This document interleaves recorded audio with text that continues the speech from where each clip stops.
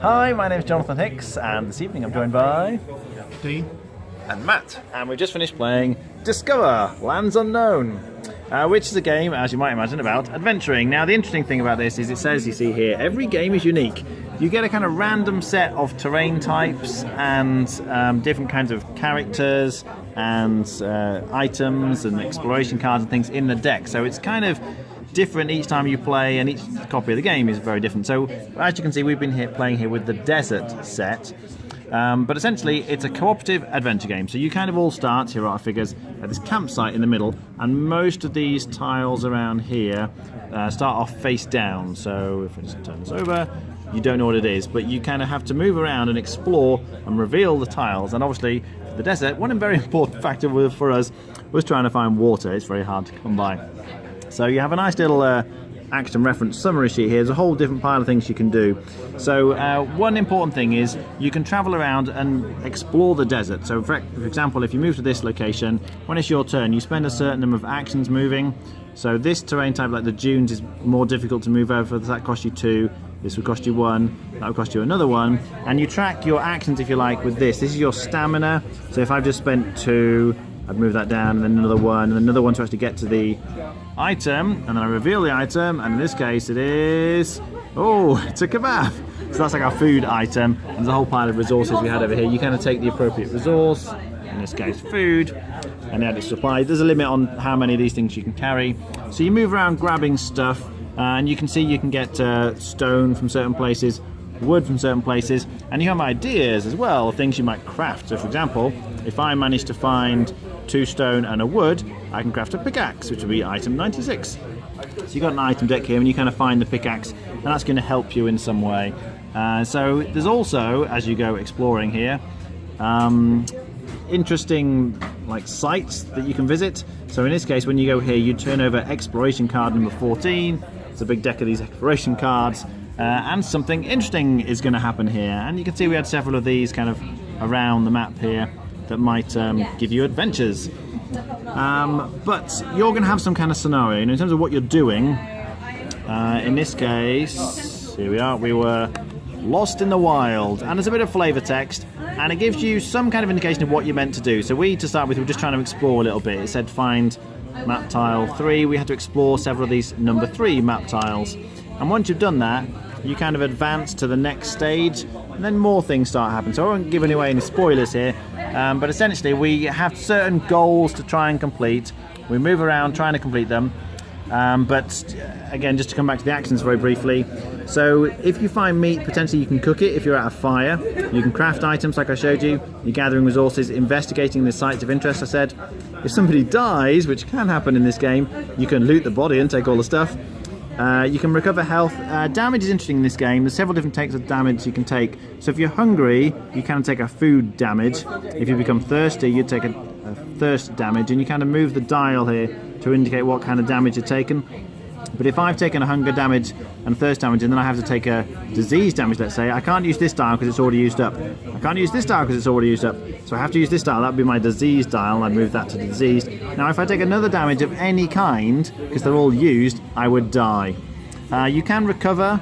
So there's a recover action here, which lets you heal. Basically, if you spend water, you recover your thirst and heal that. If you spend food, you recover that. You can spend medicine to recover this.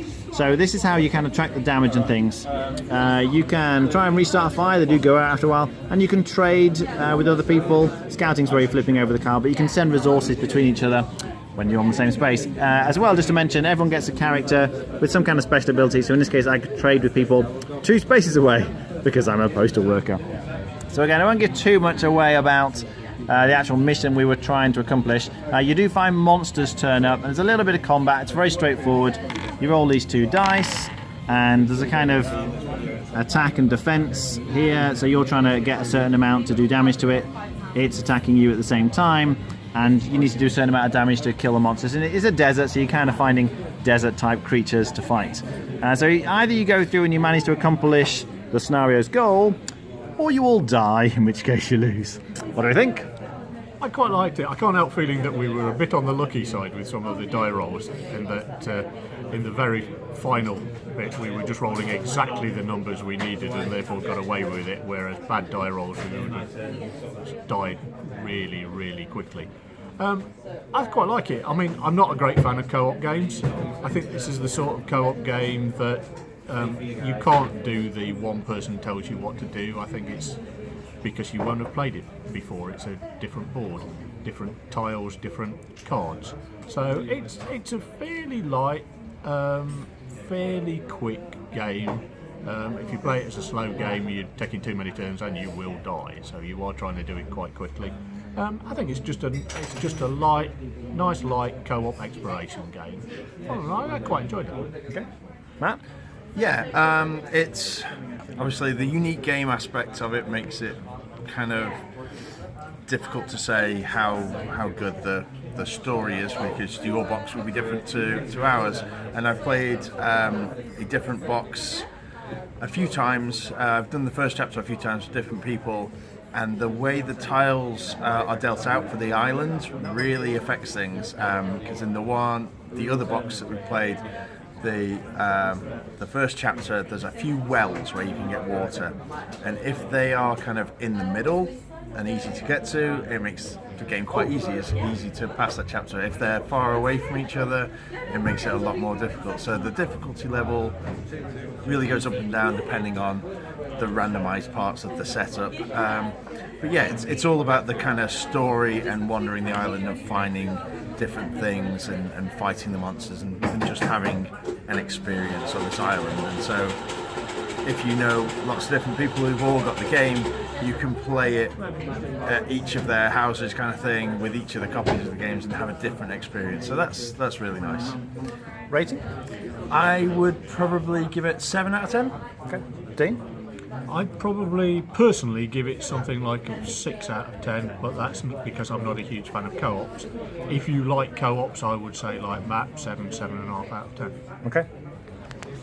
Yeah, I think it's nice. As I say, it's a light adventure game, and it doesn't take too long, which is nice. It's a bit rules fiddly. They kind of give you reference guides. They kind of made the effort to make it easy to look things up, but you still find, how does this work and how does this interact with that? It does a lot of little fiddly rules. But once you know what you're doing, it plays pretty smoothly and it doesn't take too long. It'd be very natural to compare this with the Seventh Continent. It's probably not very fair to do so though, because I really think the Seventh Continent is a significantly better game. So this is good, and if the Seventh Continent didn't exist, we'd probably think this was very good, because there isn't really anything else like it, except the Seventh Continent is very similar to it and really does the job much better. But the Seventh Continent takes a long time. You need to invest a lot of time and money to play that one, whereas this one is much easier to play. So it definitely has that going for it. And if you just kind of want to dip your feet into this kind of game, I think it does that well. The only thing I really don't like about it is the player elimination. I played another game with this where one player was eliminated and then the game carried on for another half an hour. And so, you just got sat there waiting for the other people to try and finish up the game. The flavour text I think is very good though. I like the story elements that they provide to it. And you do feel like you're really exploring as you're turning over the tiles. And with the variation in the items that you find and the various things that you encounter as you go through from game to game, it keeps it fresh. So I think they've done a decent job. I'd be on a 6.5 out of 10. All right, thanks very much for watching. That was Discover Lands Unknown.